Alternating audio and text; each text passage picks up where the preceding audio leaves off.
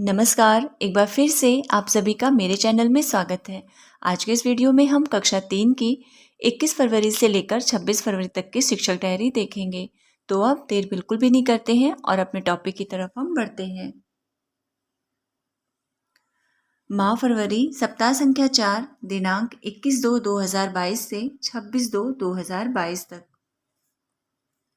कक्षा 3 दिनांक 21 दिन सोमवार, विषय में रीडिंग कैंपेन, गणित, अंग्रेजी और ईवीएस। रीडिंग कैंपेन में जो गतिविधियां आई हैं, इस बार अंतर्राष्ट्रीय मातृभाषा दिवस के अंतर्गत कुछ अलग गतिविधियां आई हुई हैं, कुछ अतिरिक्त गतिविधि आई हैं, जिसमें है अपने विद्यालय को जानो, रीड थॉन, जिसका लर्निंग आउटकम बच्चे प्रिंट से परिचित हैं। फिर पुस्तकालय और गणित में अंकों को शब्दों में लिखना, जिसका लर्निंग आउटकम है अंकों को शब्दों में लिखते हैं। अंग्रेजी में साउंड 2, जिसका लर्निंग आउटकम है children know the phonic sound.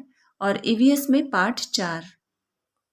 अब अपनी शिक्षण प्रक्रिया की तरफ चलते हैं और रीडिंग कैंपेन की गतिविधियों को थोड़ा सा समझते हैं। सबसे पहले, क्योंकि सोमवार है, बच्चों की साफ सफाई की जांच करना, जिसमें उन्होंने उनके नाखून कटे हैं कि नहीं वगैरह वगैरह। फिर 21 फरवरी अंतर्राष्ट्रीय मातृभाषा दिवस के अंतर्गत विद्यालय में दीवारों पर लिखी हुई सामग्री को पढ़वाना और रीड थॉन की गतिविधि कराना, टोकरी में सामान वीडियो दिखाना। अब यहाँ पर हम इस सप्ताह की गतिविधि को थोड़ा समझ लेते हैं। हर बार हमें 2 गतिविधियाँ करानी होती थी। एक तो जो हमारे दिन बार वीडियोस और कहानियाँ आती हैं, उसे बच्चों को दिखाना रहता था, और दूसरा जो एक विशेष गतिविधि आती थी उसे पूरे सप्ताह कराना था। पर इस बार एक गतिविधि और आई हुई है। इस बार हमें डेली 3 गतिविधियों को कराना है और 21 फरवरी को एक और गतिविधि कराना है, जिसका नाम है अपने विद्यालय को जानो।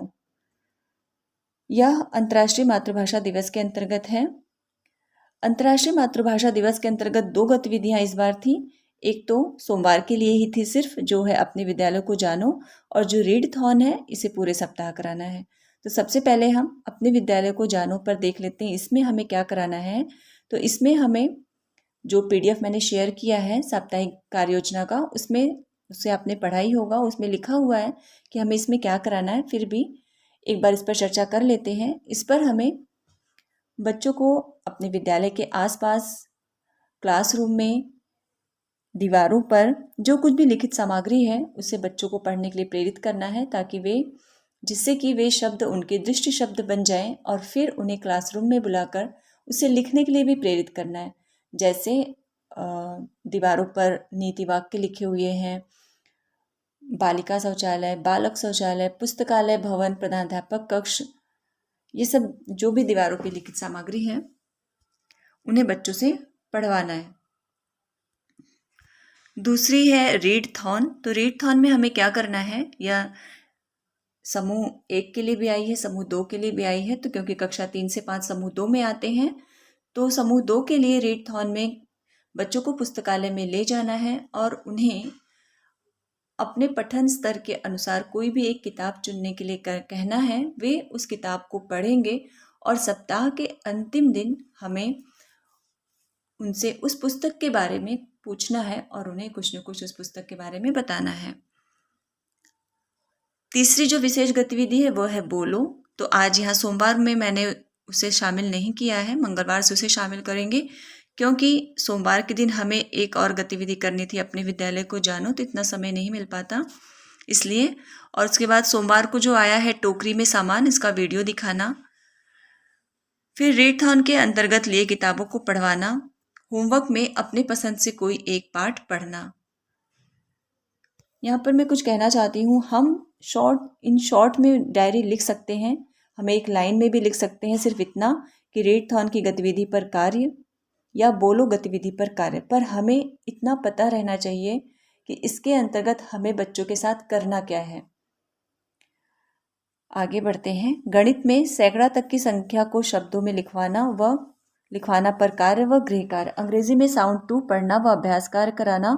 होमवर्क में पेज 26 वर्कबुक। ईवीएस में पाठ 4 परिवेशी जीव जंतु का आदर्श वाचन व चर्चा। शिक्षक का स्व आकलन में बच्चों ने विद्यालय के आसपास जो भी लिखा है उसे पढ़ने में सक्रिय भूमिका निभाई। तो ये थी 21 फरवरी की शिक्षक डायरी। इसी के आधार पर मैंने पूरे सप्ताह की डायरी लिखी हुई है। अगर आपको उसमें कोई समस्या है तो मुझे कमेंट बॉक्स में ज़रूर बताइएगा, मैं उसे दूर करने की कोशिश करूँगी। यहाँ पर मैं बोलो गतिविधि के विषय में भी थोड़ा सा बता दूँ। बोलो गतिविधि में हमें क्या करना है कि हमें बच्चों को जोड़ी में बांट देना है। 2 बच्चे एक साथ होंगे, फिर उन्हें कोई भी कहानी, चाहे वो अपनी पाठ्य पुस्तक की हो, सहज पुस्तिका की हो या पुस्तकालय की किताब, देना है। वे दोनों बच्चे उस कहानी को पढ़ेंगे, फिर एक दूसरे से उस कहानी से संबंधित 5-5 प्रश्न पूछेंगे। यह हमें बोलो गतिविधि के अंतर्गत करानी है। तो बस अब आप आगे की डायरी देख लीजिए। मिलते हैं अगले वीडियो में, तब तक के लिए नमस्कार।